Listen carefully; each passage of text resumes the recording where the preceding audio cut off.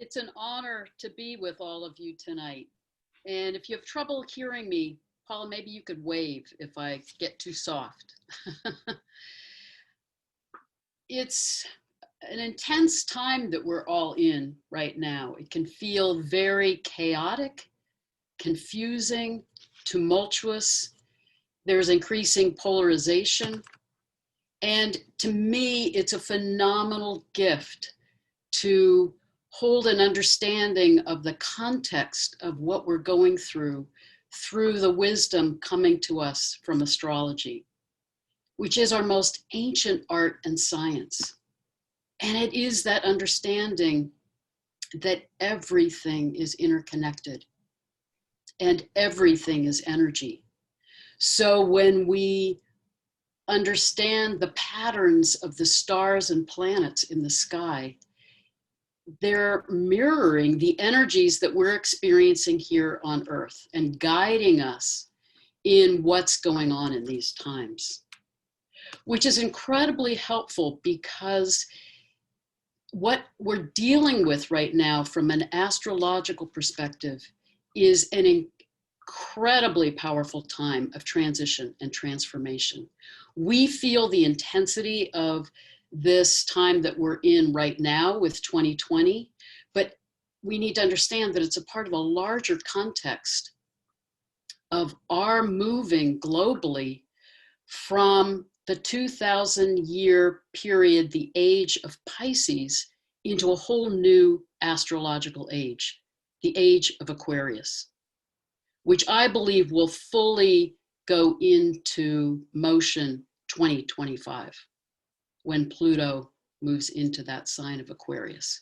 So this is an incredibly intense time. It is as if collectively we're in a death rebirth process, moving into whole new ways of being, new paradigms. And what happens when we're in the midst of that kind of change? Ancient cultures knew this because they tracked these cycles. And science now modern research is showing that when we go through these transitions between ages, we experience earth changes, cultural shifts, tumult, and we're moving into new ways of consciousness, new ways of being. But part of what happens in the midst of that is the backlash, which I think is what we're seeing in our country right now, as well as in other countries around the world, where there are these authoritarian leaders that try to exert control and are trying to cling to those old paradigms and old ways of being that we're being called to let go of. And what are the new forms that we're being guided to move into? What are the paradigms of the age of Aquarius? They are about openness to diversity, equality, justice, fairness, being in right relationship with each other, being in right relationship with the earth. It's about unity consciousness. That's what we're moving towards. But in the midst of that transition, it's very intense. It's like we're in the birth canal and we feel all those pressures and we feel as if we're dying, as if everything is collapsing. But it's actually a rebirth that we're in. And what is going on now in this particular time frame is a very powerful astrological configuration of Pluto, Saturn, and Jupiter in Capricorn. I talk a lot about this on my YouTube videos, so if you want more information, there's a lot there. But basically, since 2019, Pluto and Saturn have been active together, and that is a dynamic of the breakdown of systems and structures that are out of balance that need to be transformed. So we're seeing systems in chaos, falling apart, political systems, economic systems, educational systems, medical systems. It's actually to create space for Jupiter, which has moved into play this year, to bring new forms, to guide us into those new ways of being.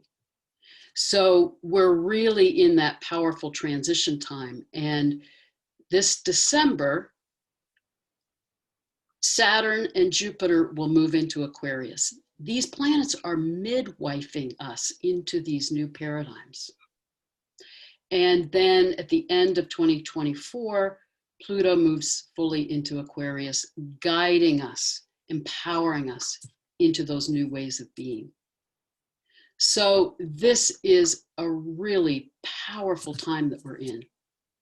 And it's part of what we're seeing playing out politically right now too, because again, we're seeing people trying to really move towards justice and these paradigms that are about new ways to be in community and collaboration with each other.